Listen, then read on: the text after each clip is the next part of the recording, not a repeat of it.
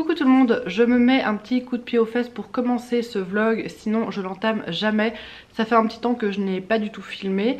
En gros, j'ai eu des jours assez chargés parce que j'ai recommencé le travail. Je travaille que 2 jours par semaine pour le moment et Léonie va à la crèche 2 jours par semaine, donc on a la chance de pouvoir faire quelque chose en douceur, une reprise tout en douceur. C'est bien, ça m'épargne du stress et je sais qu'on est très chanceux de pouvoir faire comme ça. Et ce week-end on est parti avec des amis dans les Ardennes. Ça n'a pas du tout été un week-end reposant, c'était très chouette mais pas du tout reposant. Donc je suis un peu sur les rotules, un peu fatiguée, j'essaye de récupérer là depuis 2 nuits. Et niveau lecture, on est plus ou moins au point mort. J'ai commencé le livre Pauvre créature de Alastair Gray, mais je suis même pas à un tiers alors que je le lis je crois depuis une semaine, enfin bref, ça n'avance pas. J'avais vu le film de Yorgos Lanthimos, le film avec Emma Stone, l'année passée quand il est sorti, je sais plus à quelle période il était sorti, et j'avais adoré malgré le côté hyper bizarre. Je vais pas vous en parler, je vais pas vous faire de résumé maintenant parce que j'ai pas beaucoup de temps aujourd'hui. Ça avait été conseillé par Paper Palace, elle en a parlé dans sa vidéo de toutes ses lectures de l'année et ça m'a donné envie de le découvrir.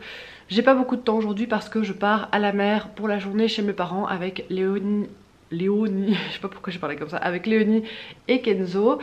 Et voilà, je fais tout le tour de la Belgique en quelques jours. Je vous dis que je suis fatiguée, mais ça va être très chouette et je suis très contente d'y aller. Par contre je crois qu'il va pas du tout faire beau. Bref, c'est la vie. Je verrai si je vous filme quelques petites images de la mer là-bas, si j'y pense.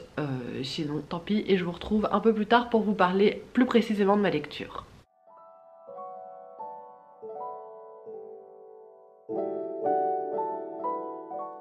Comme vous l'avez vu dans les images juste avant, j'ai regardé l'adaptation en téléfilm de Tout le bleu du ciel. Donc c'est une adaptation par Maurice Barthélémy, ce que je trouve déjà assez étonnant.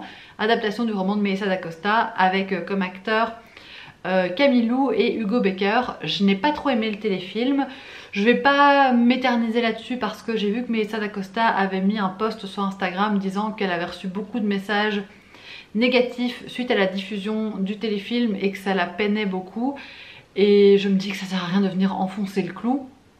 Mais tout ce que je peux vous dire, c'est que si vous avez adoré le roman comme c'est mon cas, vous allez peut-être être un peu déçus parce qu'on a beaucoup moins de profondeur. Ils auraient peut-être dû faire une mini-série. Il y a certaines choses qui ont été changées dans l'histoire et surtout il manque tout le passé des personnages qui nous permettent de mieux les comprendre. Et l'alchimie entre les personnages, les émotions sont pas mal absentes. Mais je pense que si vous n'avez pas lu le roman, ça peut être quand même un moment sympa et que ça peut être bien. Mais si vous n'avez pas lu le roman, lisez le roman. Franchement, le roman est... Enfin, moi, quand j'ai fermé ce roman, j'ai pleuré pendant encore 15 minutes. Ce que j'ai pas du tout eu avec le téléfilm. J'ai même pas eu une larme dans l'œil, alors que je suis très sensible. Je viens vous parler de ma lecture plutôt. Je suis en train de lire Pauvre créature. Je n'ai pas lu du tout lundi ni mardi. Hier soir j'ai lu un petit peu avant de dormir, ce qui fait que maintenant je suis à un tiers. Et je sais pas pourquoi j'avance si lentement parce qu'en plus j'adore, je passe un super bon moment, je trouve ça vraiment très bien, ultra innovant, ultra original. J'arrive même pas à comprendre comment des gens ont des histoires pareilles dans leur tête. Qu'est-ce qui se passe quoi?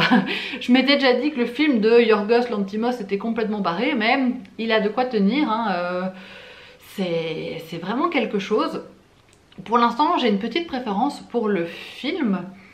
Déjà j'aime bien le cinéma d'Yorgos Lanthimos, enfin, j'ai vu que 2 films, celui-ci et La Favorite, et j'ai adoré les deux parce que j'aime bien le travail visuel, le travail créatif qui est fait derrière tout ça, et le côté très barré c'est quelque chose qui me parle et qui me plaît. Ici le côté barré est bien présent aussi hein. En gros, pour vous raconter l'histoire, on est avec un jeune médecin. Il est fils de médecin lui-même et il est vraiment dans la médecine expérimentale. Il sort de l'école de médecine et un de ses amis va découvrir qu'il a créé une créature totalement loufoque. C'est-à-dire qu'il a récupéré le corps d'une jeune femme enceinte qui s'était suicidée et il lui a transplanté le cerveau de son bébé. Est-ce que tout le monde suit? Voilà, quand je vous dis que c'est bizarre, je rigolais pas. Et en gros, on va être comme ça avec une sorte de Frankenstein au féminin qui doit prendre possession de ce corps de femme déjà adulte, mais qui en même temps est un petit bébé qui doit tout apprendre. Donc elle n'a pas l'acquisition de la parole, etc. Elle doit tout apprendre, mais en même temps elle est dans ce corps de femme qui a certaines pulsions, notamment sexuelles, et tout ça fait que ça fait un mélange assez détonnant. Et nous on est dans la peau d'un personnage qui s'appelle Mac Candleless, qui est un ami du médecin qui s'appelle Godwin. Ils sont amis plus ou moins, ils ont étudié en médecine ensemble, et il va tomber fou amoureux de cette créature qui s'appelle Bella. Et je vais pas vous en dire plus, c'est très bizarre. Je trouve que dans le film, on exploite beaucoup plus cet aspect création, parce que dans le livre, ça va assez vite en fait.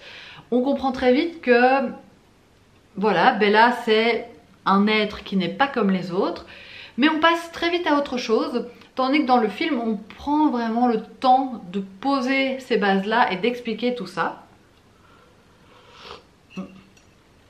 Mais je trouve ça tellement original et c'est vraiment très agréable à lire, c'est tellement spécial, tellement perché. Je crois vraiment que ça plaira pas à tout le monde pour le coup. Je vous dis parfois ça pour des romans moins spéciaux, mais là franchement faut le sentir, c'est quelque chose comme le film, il faut le sentir avant de le regarder. Et il y a plein de schémas, de plein de choses bizarres dans le roman, enfin c'est très cool. On a une introduction aussi qui est très bizarre, qui va venir mettre le doute dans la tête du lecteur. Est-ce que ce qu'on lit est réel ou pas? On en est presque à avoir ce doute. C'est très bien fait. Je vais lire un petit peu maintenant, je vais essayer de me poser 1 heure pour lire, parce que comme je vous dis, j'ai envie de lire la suite. Et Bella est un personnage extrêmement attachant. J'ai beaucoup d'empathie pour elle. À la fois je la trouve fragile et à la fois je la trouve drôle. Et voilà, j'ai envie de continuer ma lecture. Je vous en reparlerai à mon avis quand je le termine, parce que je pense pas vous en dire plus que ce que je viens de vous dire maintenant. Mais c'est bizarre et plaisant à lire. Par moments, le roman nous propose une mise en page tout à fait étonnante. Il y a des moments où on a des schémas médicaux, mais là vous voyez c'est la manière dont Bella écrit, et donc c'est comme ça sur plusieurs pages. Vous avez des choses comme ça. Je trouve que ça amène quand même quelque chose au récit et ça me plaît bien.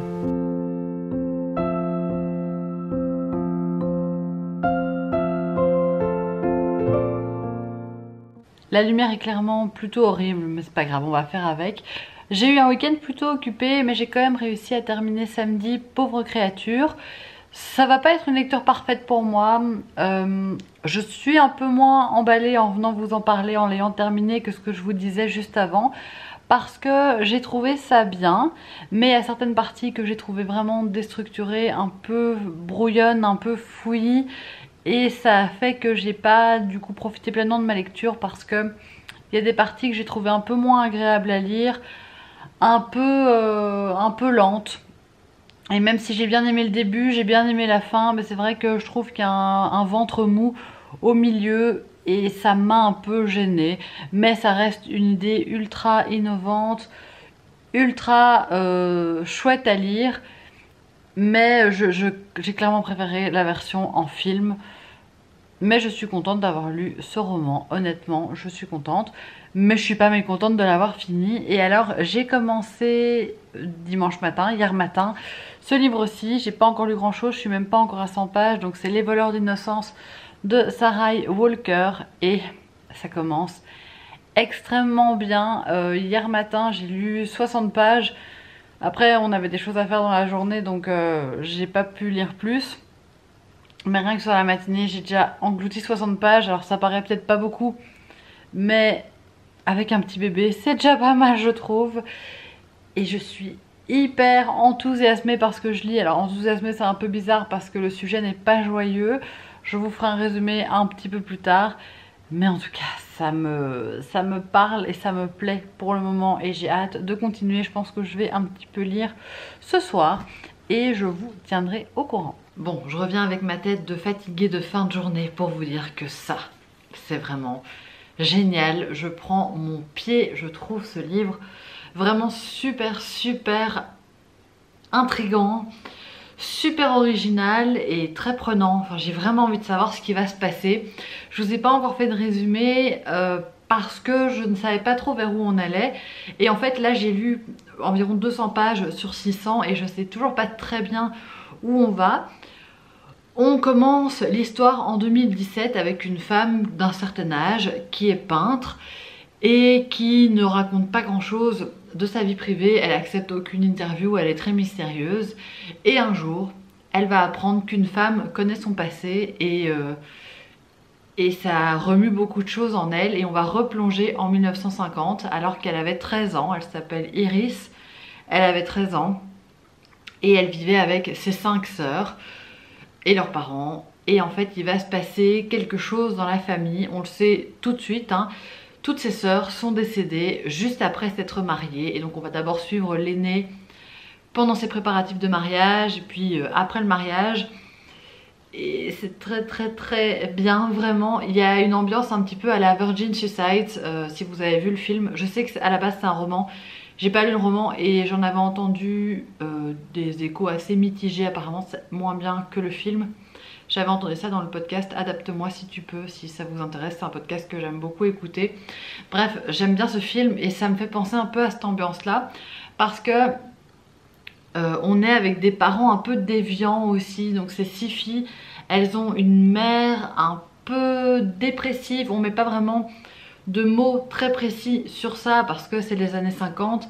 Mais la maman n'est clairement pas très nette dans sa tête et ça ne se passe pas très bien pour elle psychologiquement. Le père est assez absent et on a ces 6 filles qui vivent ensemble, qui sont tout le temps collées. Et voilà, c'est trop bien, c'est hyper prenant. Comme je vous dis, j'ai lu 200 pages, je sais pas ce qui va se passer et ça m'intrigue beaucoup. Je vois pas du tout dans quelle direction on va aller et donc c'est vrai que j'ai envie de continuer. Et hier soir je lisais dans mon lit juste avant de me coucher. Je savais qu'aujourd'hui j'avais une grosse journée parce que je donnais 8 heures de cours et pour autant je n'avais pas du tout envie d'aller dormir. Et j'ai terminé sur une partie qui m'a fait un petit coup au cœur. Mais je crois que j'ai eu un coup au cœur parce que il faisait tout noir, enfin je lisais, j'avais juste ma petite lampe de chevet allumée. Et ouais, j'ai eu un petit coup au cœur. Bref, c'est très bien, j'adore. J'aime bien la manière dont les choses sont racontées aussi, on prend son temps. On a pas mal de descriptions, notamment de cette maison que la narratrice, donc Iris, appelle le gâteau de mariage parce que ça ressemble à un gros gâteau à la crème, tout dégoulinant. Et ouais, je m'imagine bien l'atmosphère, je m'imagine bien les lieux, je m'imagine bien les personnages. On est au mois de juin sous une chaleur étouffante. Et oui, franchement pour l'instant ça le fait vraiment. Et je suis trop contente parce que mon année 2025 commence bien au niveau des lectures. Alors ici tout peut encore capoter, mais rien que le fait d'avoir un début de lecture si plaisant, ça m'arrive pas tous les 4 matins et donc je suis trop contente.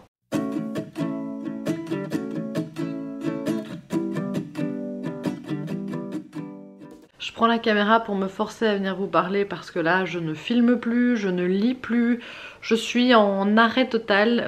J'ai peur de la panne de lecture parce que ça fait une semaine que je lis rien. Enfin, je crois que j'ai lu 20 pages en une semaine, c'est un peu la cata. J'ai jamais envie de lire, je n'ai plus envie de regarder de vidéos booktube, donc ça c'est en général assez mauvais signe. Je vais essayer de m'y remettre, peut-être un petit peu maintenant, j'ai un petit peu de temps avant d'aller chercher Léonie à la crèche. Donc je vais peut-être lire un petit peu là maintenant. Mais en fait j'ai fait plein d'autres trucs. J'ai regardé, on regarde une série avec mon copain sur HBO. En fait on a pris HBO, c'est vraiment génial. Je regarde plus du tout Netflix depuis qu'on a HBO. Et on regarde la série Succession, qui est excellente, qui parle d'un patriarche qui est à la tête d'une énorme entreprise aux États-Unis qui génère des milliards de dollars. Il a 4 enfants, mais 3 enfants qui sont liés directement à son entreprise. Et il va y avoir des questions de succession qui vont se poser. C'est hyper bien, pourtant c'est pas du tout un domaine qui m'intéresse à la base. Mais c'est vraiment très bien écrit, très bien joué. Et c'est très prenant. Donc on a regardé les 2 premières saisons avec mon compagnon. Ce week-end on a regardé la 2e saison de Bref. J'avais résilié mon abonnement Disney+, je l'ai repris juste pour ça, c'était trop bien. Honnêtement, j'ai tellement aimé. On est sur des épisodes qui n'ont plus rien à voir avec la saison de Bref de la première saison de 2011 si je dis pas de bêtises, qui étaient chaque fois des épisodes de 2 minutes. Là on est sur du 35-40 minutes. On retrouve certains mécanismes qui avaient déjà fait la force de Bref, mais on connaît beaucoup mieux les personnages, c'est plus profond, c'est hyper émouvant, j'ai vraiment beaucoup pleuré. Et pour tout vous avouer, on va être 100% transparent, je l'ai vu 2 fois la saison. Donc voilà pourquoi je ne lis pas. En fait je l'ai regardé une première fois toute seule, vendredi soir, mon copain jouait au foot, donc j'ai regardé toute seule. Et puis on l'a revu samedi. Et il faut vous dire qu'on fait ça entre les moments où Léonie n'est pas réveillée, donc je slalom entre ces moments, enfin, pendant ces moments de sieste pour regarder des trucs comme ça. Et j'ai regardé, oh là là, mais ça fait vraiment la grosse geek qui fait que regarder des séries. Et en fait c'est vraiment ça, alors que je regarde pas beaucoup de séries habituellement. Depuis le début janvier, j'ai re-regardé tout Sex and the City, toujours sur HBO. Il y a tout ce que j'aime sur HBO. Donc j'ai re-regardé les 6 saisons de Sex and the City, les 2 films. Au plus j'avance dans ce que je vous dis, au plus je me dis oh là là, ils vont se dire que j'ai pas de vie. Et oui, vraiment j'allume jamais la télévision quand Léonie est dans la pièce. Donc je fais tout ça quand j'ai un petit moment. Là voilà, je viens de rentrer du travail, j'ai préparé mes cours etc. pour l'autre jour de la semaine où je travaille. Et j'ai un petit battement, il faut que je promène Kenzo etc. En fait quand je rentre, il y a des après-midi où je finis plus tôt, bref je rentre. Et avant d'aller chercher Léonie, ben, j'essaye de faire un peu tout ce que je dois faire et qui est moins facile quand elle est là. Donc là il faut que je fasse plein de trucs dans la maison, j'ai préparé mes cours, je dois faire mes corrections, je vais promener Kenzo et puis j'irai la chercher. Mais entre tout ça, j'ai vraiment envie de me trouver un petit temps pour lire. Il faut que je m'y remette là. Et en plus le livre me plaît, hein, même me plaît beaucoup, je trouve ça hyper intéressant. Mais peut-être que là maintenant j'ai besoin d'un truc plus addictif et donc j'hésite à le mettre un peu en pause et à me prendre La Femme de ménage 2 sur ma liseuse. Parce que ça je sais que le premier tome en 3 jours c'était plié. Donc il y avait un côté tellement addictif que j'avais envie de lire à chaque moment de la journée. Et je pense qu'il me faudrait un truc comme ça.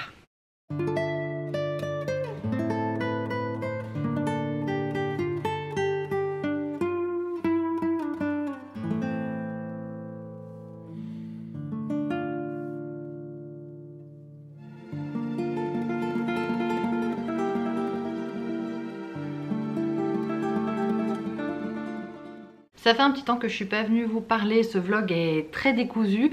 Là je viens de partir une semaine en Sardaigne, vous aurez normalement eu quelques petites images, j'ai pas beaucoup pensé à filmer. Mais de temps en temps je me disais ah oui c'est vrai, essaye de mettre quelques images pour le vlog, ça peut être sympa. Je suis partie avec mon compagnon et Léonie, c'était nos premières vacances à 3 et ça s'est super bien passé. Et j'ai lu un livre quand j'étais en vacances, donc c'est un petit miracle. J'ai mis de côté Les voleurs d'innocence parce que pour l'instant j'arrive pas à me plonger dedans. Peut-être le format papier, peut-être la thématique très lourde ou le fait que ce soit un roman qui fasse 600 pages. C'est peut-être pas encore l'idéal pour moi, mais toujours est-il que j'ai lu un roman pendant mes vacances.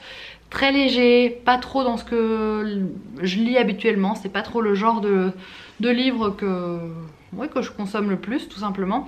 J'ai lu Love on the Brain de Ali Hazelwood, j'avais déjà lu un roman de cette autrice l'année passée je pense, mais le titre m'échappe là tout de suite, je vous l'indiquerai parce que j'ai oublié le titre. Si le roman que j'avais lu l'année passée n'était pas exempt de défauts, je trouve que dans celui-ci c'est encore plus exacerbé. Je pense que c'est les mêmes choses qui m'avaient agacée. Peut-être que c'est pas une différence de qualité, je sais pas trop, peut-être que c'est simplement moi qui n'étais pas dans le même mood en le lisant. Toujours est-il que ça m'a beaucoup fait lever les yeux au ciel. Pourtant le postulat de départ est plutôt sympa. On est avec Bee qui est une jeune neuroscientifique, je pense qu'elle a juste en dessous de la trentaine. Elle termine son doctorat, ou elle l'a terminé, je ne sais plus exactement, mais toujours est-il qu'elle va être engagée par la NASA pour bosser sur un projet très important. Mais il se trouve que la personne avec qui elle va devoir collaborer sur ce projet, c'est son pire ennemi d'université. Un mec qui pouvait pas la supporter, qui la détestait, et elle se sent super mal de devoir travailler avec lui. Et évidemment, on comprend tout de suite que ça ne va pas se passer comme ça et qu'il y a des sentiments plus enfuis et des choses plus complexes que ça. Je le mets entre très gros guillemets parce qu'en fait je trouve que dès les premières pages on a tout compris. Honnêtement il y a zéro surprise. Évidemment, quand je lis une romance, je sais vers où je vais, je sais quelle sera la fin, quelle sera l'issue. Mais là, c'était too much pour moi parce qu'il n'y avait rien qui m'a surprise. Je savais tout. L'autrice met en place différents pions sur son échiquier et je trouve qu'on comprend directement où est-ce qu'elle veut aller et du coup ça manque vraiment de finesse selon moi et c'est quelque chose qui m'a pas beaucoup plu parce que comme je vous dis, moi j'étais super partante pour un truc très léger et très feel good, mais je trouve qu'il y a une différence entre du léger et du feel good et du téléphoné, et là on était vraiment dans le téléphoné. Et en plus de ça, les personnages sont hyper agaçants, surtout le personnage de Bee, qui comprend jamais rien. Je crois qu'il me déteste. Alors connecte ton cerveau 3 secondes, pose-toi les bonnes questions et tu comprendras tout aussi. Hein. Et donc moi je trouve ça un peu pesant à lire. Parce que des histoires d'amour un peu compliquées où on se tourne autour, pourquoi pas. Mais là c'est juste gros comme une maison et que le fait que l'héroïne ne le voit pas, ah, je trouve ça un peu saoulant quoi. Elle comprend jamais rien en fait. Et nous on comprend chaque fois tout et on est là, ah mais quand est-ce que tu vas comprendre ce qui se passe? Et à la fin ouais ça me gonflait, comme vous pouvez le constater. Et voilà, ça c'était pour les points faibles. Alors au niveau des points forts, je trouve que ça se lit très bien. Hein. La preuve, je l'ai lu assez vite alors qu'on avait des journées assez chargées. Mais tous les soirs, j'étais quand même contente de revenir dans ma lecture parce que je savais qu'il y avait une sorte de côté un peu réconfortant. Et je trouve que le sujet des femmes dans le monde scientifique est intéressant et assez bien abordé parce qu'on nous explique vraiment que les femmes sont considérées un peu comme les maillons faibles par les autres scientifiques et qu'elles sont souvent, voire quasiment tout le temps, simplement mises sous leur statut de femme et qu'on les prend même pas au sérieux. Et bref, c'est assez révoltant, c'est assez bien fait. On voit qu'Ali Hazelwood, c'est un milieu qu'elle connaît, que c'est un secteur qu'elle connaît très bien et qu'elle a côtoyé sans doute elle-même, je pense. Bref, ça c'était plutôt bien fait. J'arrive plus à parler, il est tard. Mais ça c'était plutôt bien fait. Et autre chose, je suis un peu déstructurée, mais autre chose que j'ai pas trop aimé, c'est les scènes de sexe qui sont vulgaires, crues et très longues, inutilement. Ça ne m'a pas plu.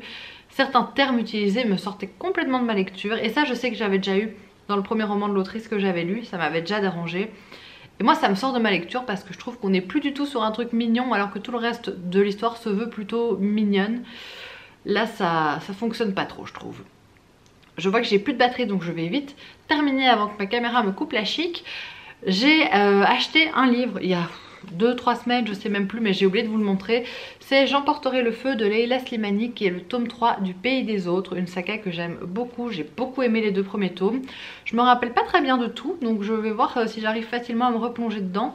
Et comme je vous dis, je pense pas que ce soit une lecture idéale pour moi pour l'instant, mais je sais qu'il m'attend dans ma bibliothèque et que ça me fera très plaisir de le découvrir.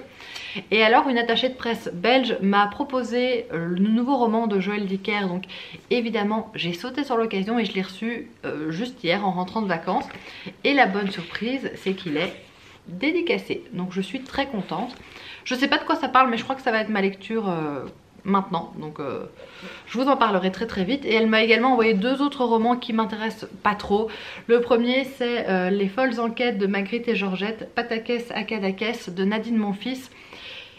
C'est un tome d'une saga, je n'ai jamais lu les autres tomes, donc je me dis, je sais pas si ça peut se lire indépendamment ou pas, mais ce sera pas une priorité dans ma pile à lire. Et l'autre livre, c'est La tendresse des autres de Sophie Talmen. Là encore sur le papier, je suis pas hyper emballée, mais si vous connaissez cette autrice, n'hésitez pas à me le dire. Sur ces bonnes paroles, je vais terminer le vlog ici. J'espère qu'il vous aura plu, que ça n'aura pas été trop décousu et trop dans tous les sens pour vous. N'hésitez pas à me dire ce que vous lisez en ce moment et moi je vous retrouve très bientôt dans une prochaine vidéo. Gros bisous!